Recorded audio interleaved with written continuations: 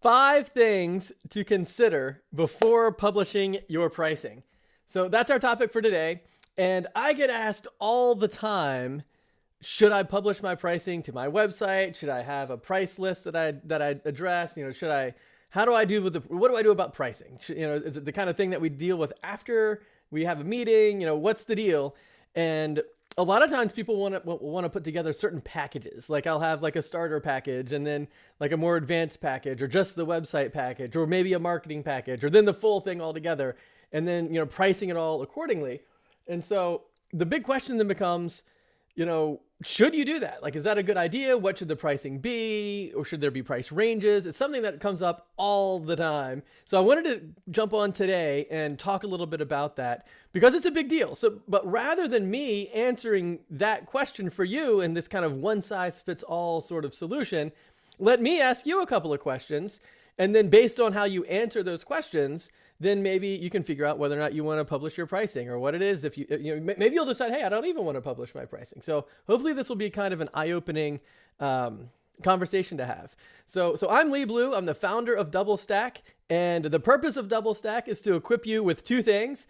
1, the technical skills to drive results for your clients, and the second, the marketing know-how to actually do all that stuff after you kind of set the stage, right? So that's the whole idea. And the point is, hey, it'll help you add an extra $5,000 to $10,000 per month to your income. And you don't even have to hire anyone else to kind of help. Like, this is the amount of boost you can give to your income with your own labor. And the idea being, maximize the amount of hours that are billable in your workday. That's one of the big ideas. And the way we do that is by onboarding high value, long-term clients for your business. You get yourself 5 to 10 clients, and that's all you need to generate about $100,000 a year in annual income. So the question then becomes, well, what do you charge for all of that stuff? Because, in weeks previous, we've talked about what do you do for those extra hours, and what do those packages look like, and how do you find those clients? And we talk about all those kinds of things. Today, I wanted to talk about what's the price for all that stuff, and should you publish those prices on your website, or should you not do it that way? So let me ask you 5 questions to help kind of dial all of this stuff in. The first one being, are you pricing what your clients think they're seeing? So like, is there a balance of expectations between what you're doing and what you're pricing and what your clients are actually looking at? And that tends to be one of the biggest problems right off the bat, because a lot of times when you get into this high value consulting, high value web design, WordPress consulting, that sort of a thing, then what's in your mind is dramatically different from what's in your client's mind. Like, they might be thinking, man, I just need a quick website, a couple of pages. That's all I need to just kind of put a link on my business card, or the equivalent of like building a Wix website for themselves. Maybe they hire you to do that instead. And so in their mind, they're thinking, oh, well, I know I could get a free site on Wix, or I know people are putting up websites for about $500 on Fiverr or Craigslist or Upwork or whatever. Or maybe they have a friend that built a website for some kind of low value price. And they're thinking that maybe, working with you will be similar, and that your pricing is probably going to be in line with that. But you're thinking, oh, well, it's not just a website. We're going to, write copy and, do some branding and maybe source some photography and get your social media channels all styled together and everything looks professional, and, create copy for those platforms and hook up an email marketing platform and send emails and set up landing pages and drip campaigns and sales funnels and like all of these things that you're thinking that you're going to do. And they're just thinking, oh, well, I just, a couple of pages on the web is all I'm looking for. But everything's called a website. And so if that's the situation that you're in, then that's a big problem, because your price is going to be for this big multi-skill set solution of awesome. And their mindset is going to be, I'm just looking for this smaller thing. And that becomes an issue because you sort of end up pricing yourself out of the market. Like if you say, hey, this big thing is going to be $5,000 or $15,000 or $20,000 or $50,000, some huge number, and they're thinking, well, why in the world? That's I can never afford that. That's more than I was expecting. Why does it cost so much? Then, that's going to be a big problem. So, so the question then is, when you list your pricing on your website, is that consistent with what your clients think you're pricing? So like, is your mindset and their mindset on the same page? So you have to answer that question, because if the answer is no, then you probably don't want to publish your pricing on your website, because you're not pricing the same thing that the client thinks they're seeing. So that's the thing. On the other hand, if you answer yes to that, then maybe it's okay. Here, look behind the curtains. My personal opinion on all of this is you never want to publish your pricing on your website. But that's for the context of high value WordPress consulting. And, maybe that's not what you're trying to do. Maybe all you want to do is sell inexpensive packages for quick websites or something. And if that's you, then maybe you do want to publish your pricing.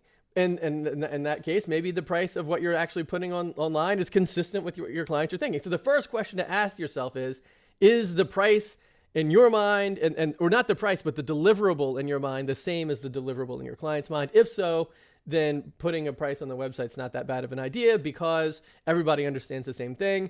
What I found in high ticket consulting is that your understanding of what the deliverable is and their understanding, especially even before you had a chance to talk or meet about it, is wildly different. It's far apart.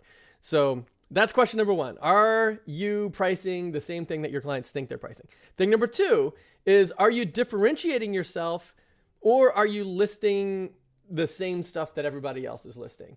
So like if you're going to be going online and posting pricing for building a website and doing search engine optimization and doing email marketing or managing social media accounts or building a logo or designing a logo, whatever, like if those are the things that you're putting on your price list, how are you different? Are you able to differentiate yourself with that? Like, why is working with you different from working with somebody else? Like, what are you saying that everybody else isn't saying? Are you just contributing to all the noise that's out there, or are you rising above the noise with something different? So that's a big question to ask. It's like, what does your price say, or your price list say about what you're delivering to the client, and in what way does that differentiate you from everybody else, or is it just more of the same?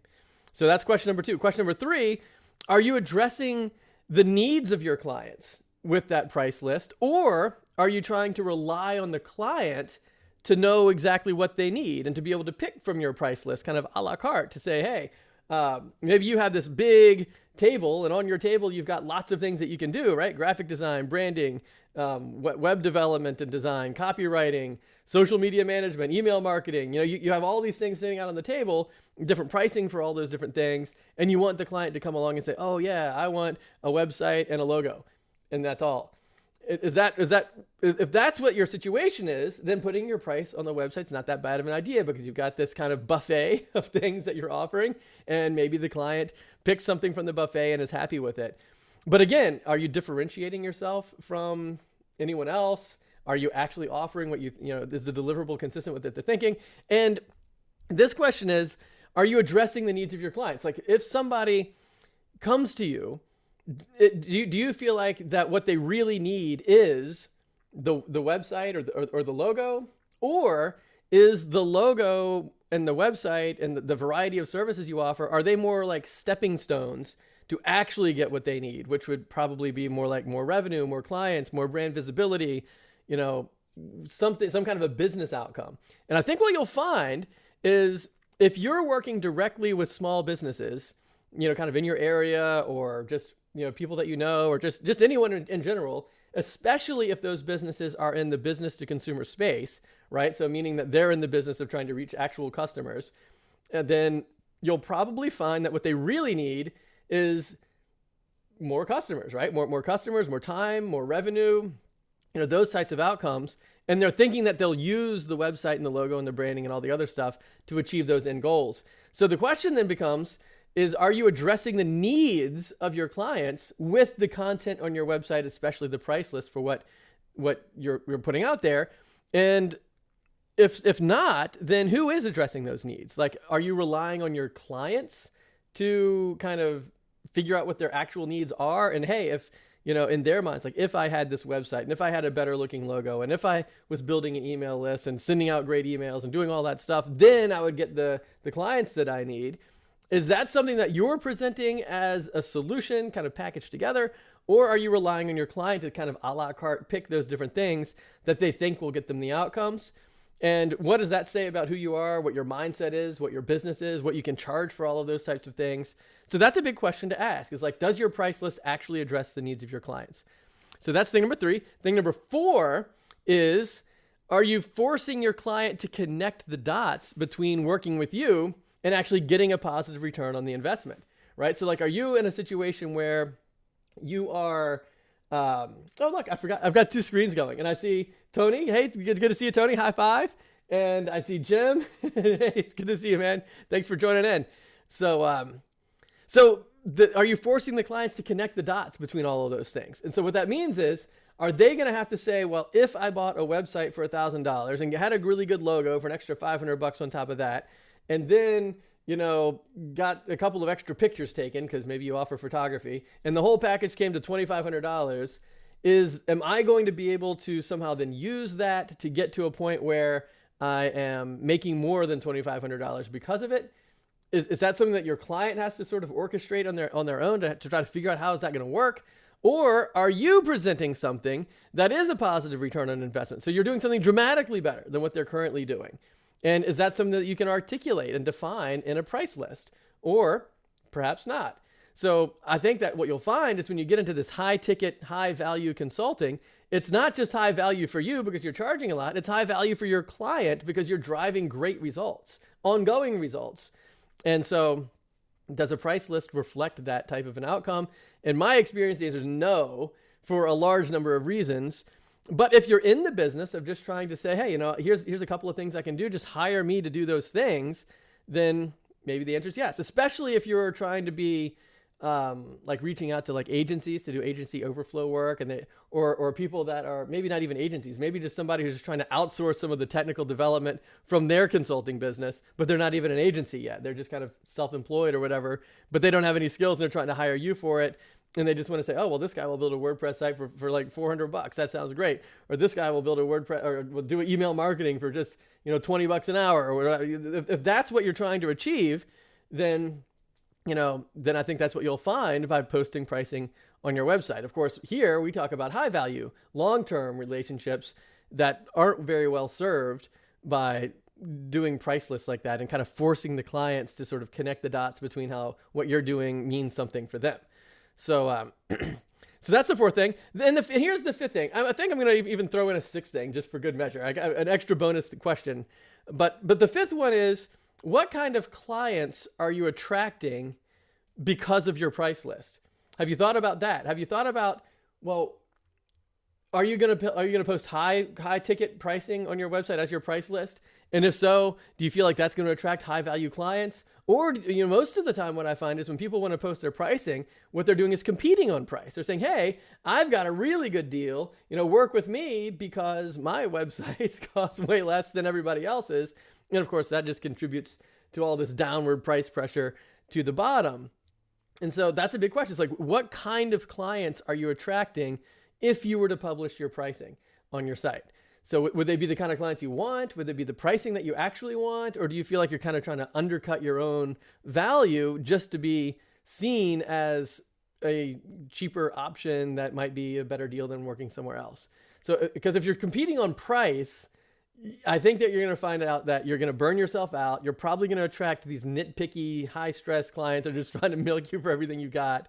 It tends to be the wrong approach if you want to build an actual high-value business for yourself. Now, if you're just kind of doing some stuff on the side and you've got another job doing something else, and it would be nice if somebody hired you for a $500 website from time to time or whatever.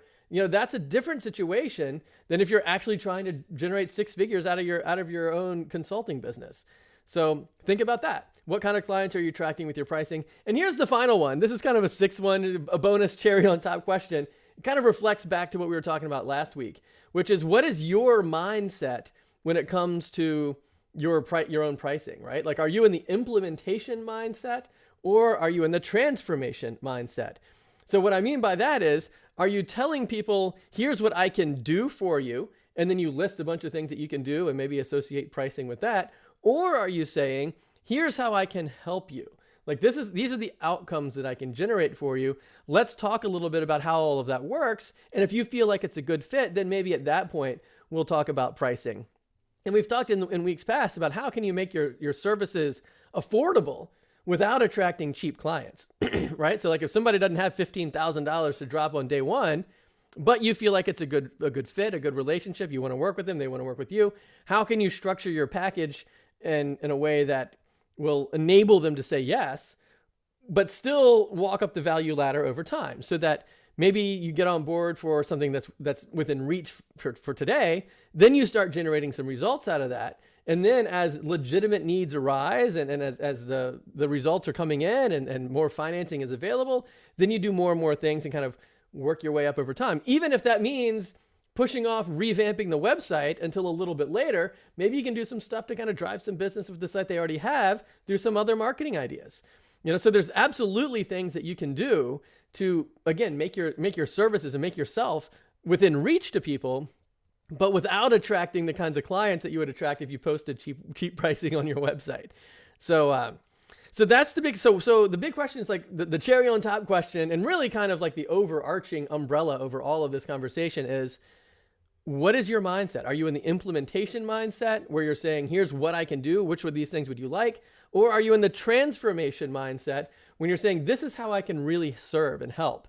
And the outcomes are now business-oriented outcomes. They're like, here's how I can double your landscaping business in as little as one season. Look at all of these things that we could be doing. Those are the concepts that we're really talking about. So Tony says hi. Hey, Tony. And so that's what I'm talking about with regard to where is your mindset in all of this? Like, are you in this high ticket, long-term, high value mindset where what you're really trying to do is serve your clients and be able to generate the revenue that you need to be able to actually, make that kind of an impact? Or do you have an implementation mindset when you're like, oh, here's a couple of things I can do. Just ask me to do whatever you want. I'll do whatever you say.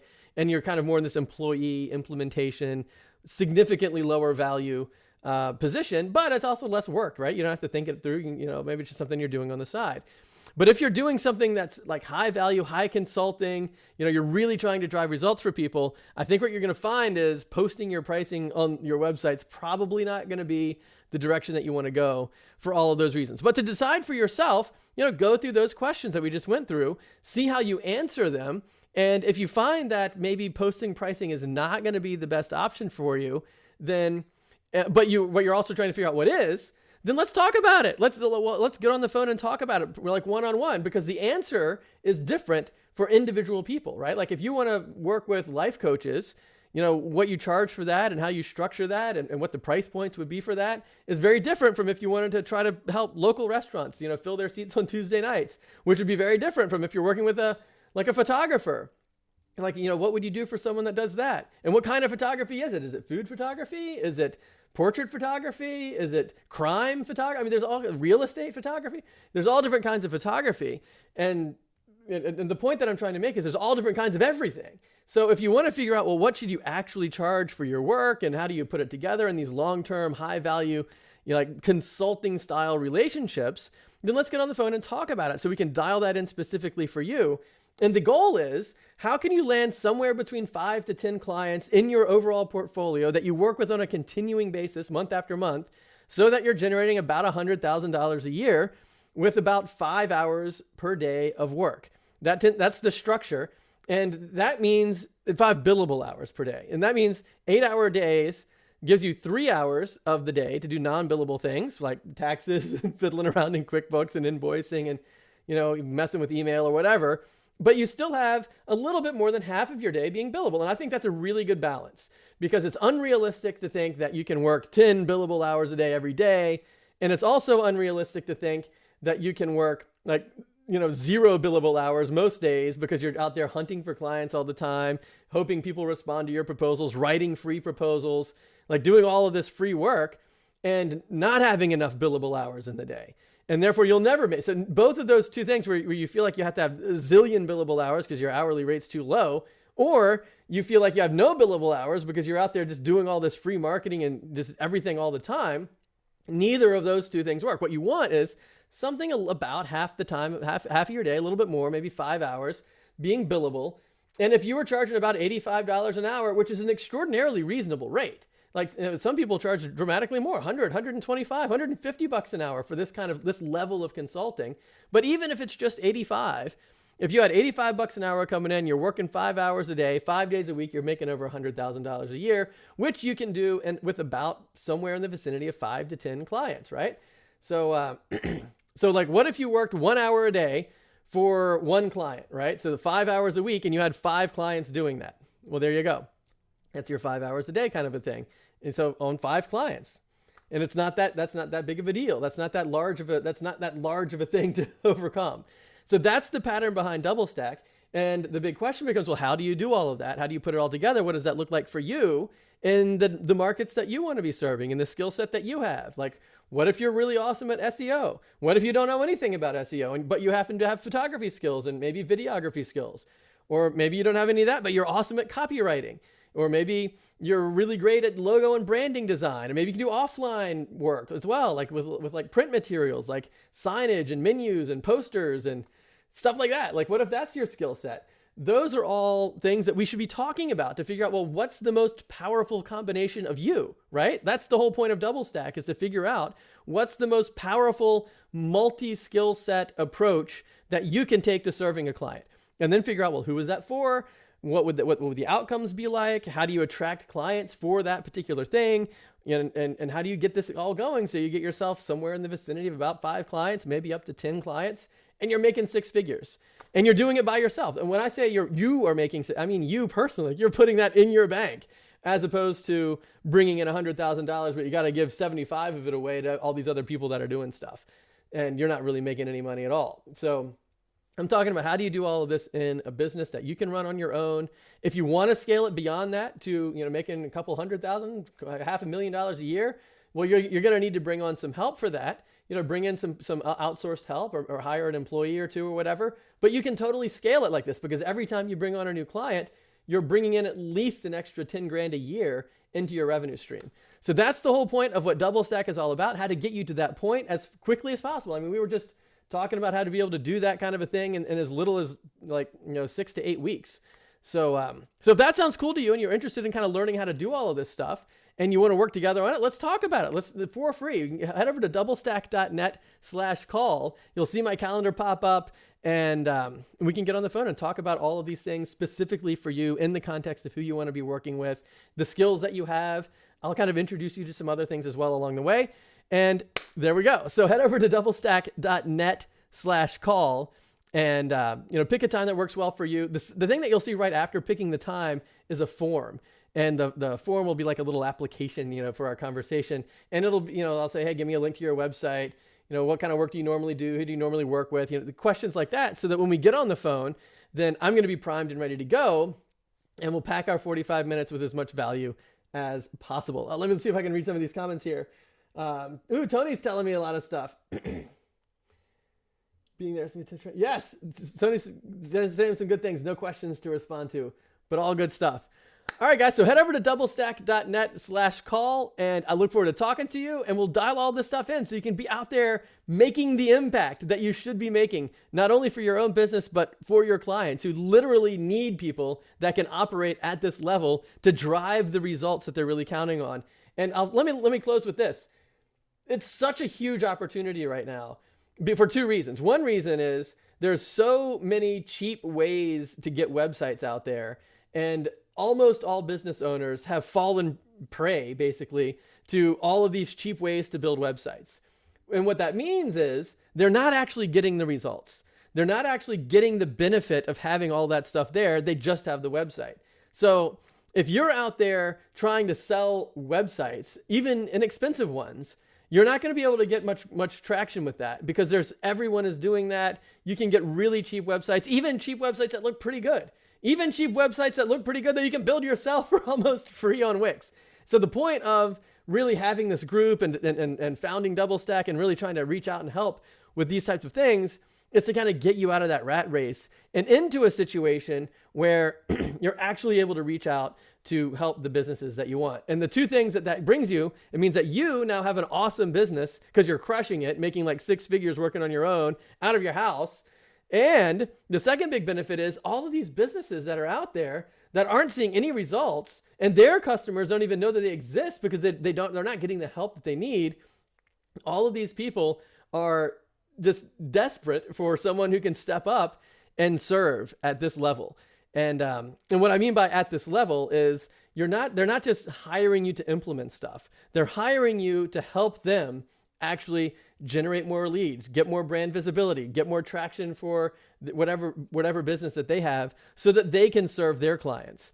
And so, those are the two huge points. And if that sounds like something that you're motivated to do and you're interested in that, then the opportunity is absolutely there. You can even live in Idaho. It doesn't make any difference because there's so many people out there that need this level of help.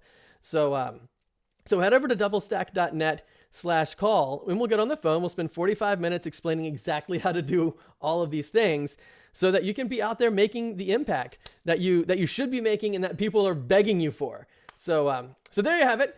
Look forward to talking to you and great catching up today. And I will see you again next Tuesday. Take care, guys.